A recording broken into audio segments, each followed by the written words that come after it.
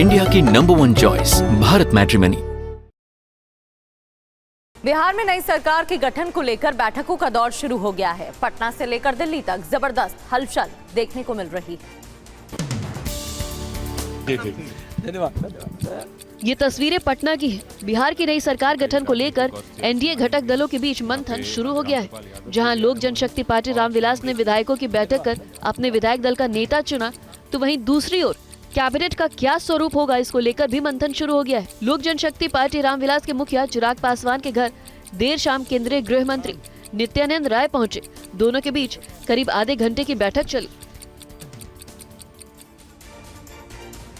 और बिहार की नई सरकार में उनकी क्या डिमांड होगी, क्या भूमिका होगी, इस पर चिराग पासवान से टीवी9 संवाददाता कुमार कुंदन ने बातचीत की। सुनिए। आज से 3 साल पहले जिस तरीके से पार्टी परिवार सब खत्म, उसके बाद एक सिंगल सांसद वाली पार्टी को, पहली बात तो यही मेरे लिए बहुत बड़ी बात है कि मेरे प्रधानमंत्री ने मुझ पर इतना भरोसा किया कि मैंने उनको 5 ही 5 जीत के दी। ये दूसरी बात है, बट 5 सीटें मैं लड़ के जीत सकता हूँ।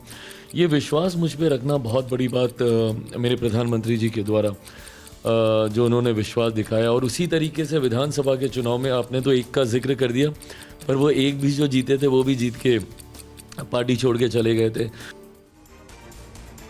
बिहार में एनडीए की जीत के बाद कांग्रेस नेता राजेश राम ने बड़ा बयान दिया। उन्होंने कहा कि विपक्ष को कैंपेन के लिए बहुत कम समय मिला। मैंने जो मतदाता में उत्साह देखा, देखिए टोटल मिला करके जो चुनावी प्रक्रिया थी, नाम वापसी तक मात्र 10 से 12 दिन मौका मिला। उसी में छठ था, उसी में दीपावली था, तो कैंपेनिंग करने के समय बहुत कम मिला हम लोगों को। लेकिन बिना कम कैंपेनिंग का इतना जोरों से वोटर को बूथ तक जाना, ये दर्शाता है कि सरकार जो है बदलने वाली है। महाराष्ट्र के स्थानीय चुनाव में चाचा भतीजे की जोड़ी एक हो गई है। शिंदे गुट की शिवसेना से साथ अजीत पवार और शरद पवार की पार्टी भी आ गई है। महाराष्ट्र के निकाय चुनाव में एक नए सियासी अध्याय की शुरुआत हो रही है। शिवसेना शिंदे गुट, एनसीपी के शरद गुट के विरोधी अजीत पवार अब दोस्त बन गए हैं। चाचा भतीजा साथ आ गए हैं, जिससे स्थानीय चुनाव दिलचस्प हो गया है। बीजेपी ने भी कमर कस ली है। पालघर जिले के दहानू में चुनाव की घोषणा होते ही बीजेपी ने नगर अध्यक्ष चुनाव के लिए भरत राजपूत को मैदान में उतारा है। कांग्रेस ने भी जीत का प्लान तैयार कर लिया है, लेकिन सहयोगियों को लेकर असमंजस की स्थिति बनी हुई है।